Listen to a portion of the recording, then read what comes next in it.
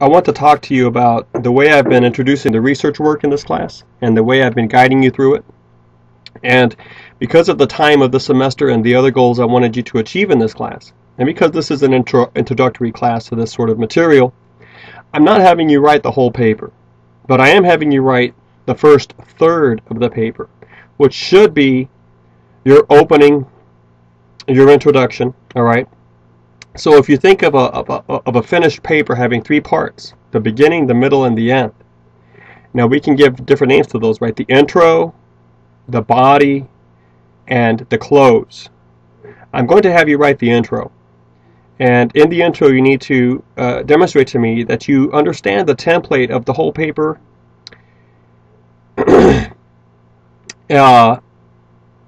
so that I can rest assured that when you do have to write the whole paper for a class, you have a better idea after having taken this class of how to do it than before.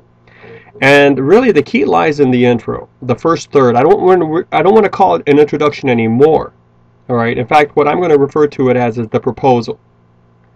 And in the proposal, there are four things I need you to develop. I need you to develop a topic section, and they should go in this order. A topic section where you introduce your reader. Now, it's going to be me, but you need to think of this in terms of something professionally viable. That is to say, something that professionals would read, not in a classroom setting, but just because you've managed to get the work published. Okay, so let's imagine it that way. The work is actually getting published, it's getting read by professionals. You need to introduce your topic, and then you need to quickly narrow it down to a specific part that you're really focusing on. So the work has to have focus. And you start general, but then you quickly move into that focused topic you're going to look at. The second section you need to have in this proposal, the first third of the paper, four sections. The first section was the topic and narrow topic section. The second is a review of literature. Now it's also called the literature survey, but a review of literature is where you take time out in the paper to say, now look, this is my narrow topic. You saw that already. There are important people working on this topic, or there are important studies already done on this topic. And here they are. And you summarize, say, 4 or 5 of them. And what you do in the review of literature is you show your reader, look, I have read the important work that's been done on this topic. Not just informative work, but argumentative work. People that are trying to promote their own thesis about this particular topic. And there are 4 or 5 of them that have become rather important in the study of this topic. I know they're important because, well, they were important to me in my research, but not only that, I see other sources are referring to them. They're being cited. They're being read and acknowledged by other readers and writers. So they have sort of reached the level of fame and authority, all right, in this small little group of writers that are writing on this topic. So these are the important sources one needs to know. And what you do in your review of literature section is you just list the sources, the name of the authors, name of the source, and then you summarize it.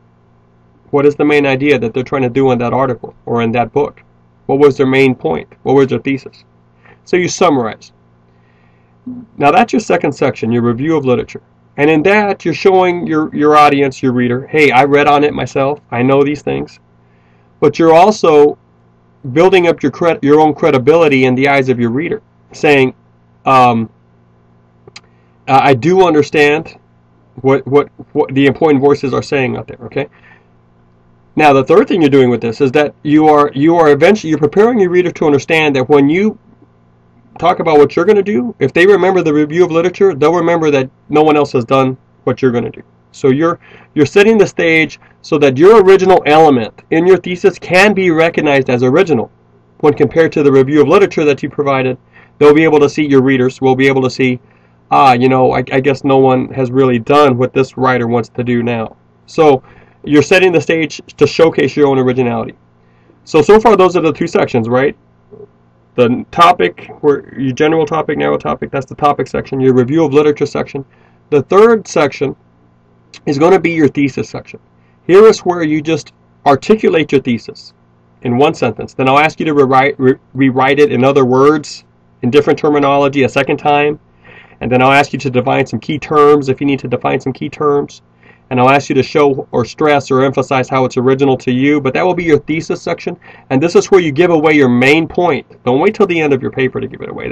Let's get rid of that idea, because if I were to give you 10, if we in this class had looked at 10 journal articles, and we looked at quite a few of them, but if we were to look at 10, we would see 7 or 8 of them following this general template I'm giving you. They would introduce the topic, they would introduce a review of literature, they would give you their thesis early, say this is the whole point of the essay, and then they would provide a little section under that, this is the 4th section you need, in which they would outline the rest of the paper that's to follow. Now you can call this the synopsis, you can call it the schematic, and you can call it the abstract.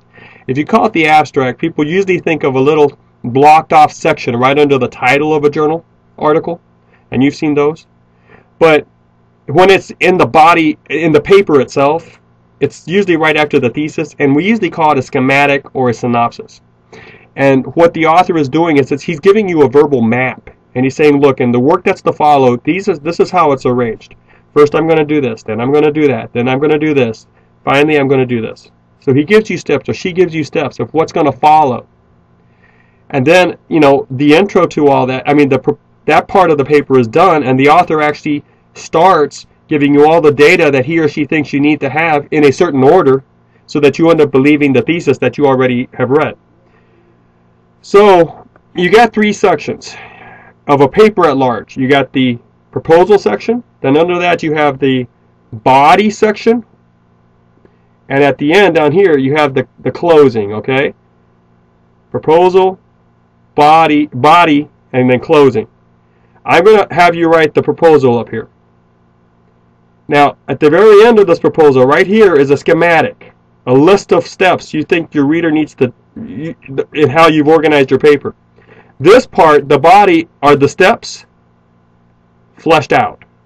So there's nothing new down here. It's just the steps that was mentioned right here, actually taken with all the data, filled out, walked through, whatever, written out in full. That's your body, and then you figure out some neat way to close it down over here, okay? So, because of the nature of this class, and because it's been so quick, I'm having you write only the proposal. And online, in documents, you'll see it described again, and I'll give you some examples, but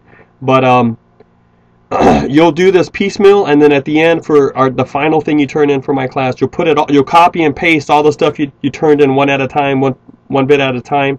You'll go back, copy and paste it, and turn it in as a final document. So there's that's what's ahead of us. It's going to be around, you know, if you were to actually type this out on paper in a document, it would be around 3.5 pages, double space.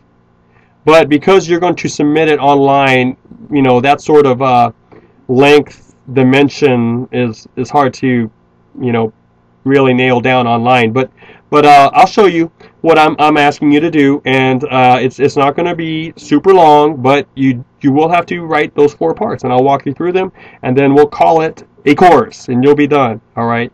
And my hope as a teacher is, in at least having you understand the idea of the 3 main parts of a paper, and of especially the proposal, and having you write the proposal, I am preparing you for when you actually have to engage in the full cycle. All right. My hope is by the time you get out of college, you will know how to write a good piece of a good paper. It's arrogant and ludicrous to think that you can learn it and I can teach all this in 1 semester. So professionals don't even do that. On a professional level, we'll be lucky to publish 1 genuinely good article of 20 pages long, single space, a year. All right, it takes that much reading and that much writing and revising and pruning and adding and editing and proofing, and so why should we require you to write a good research paper in 1 semester? It can't be done. But maybe the idea as a sketch can be experienced and thought about and played with. So that's what we're doing in the semester.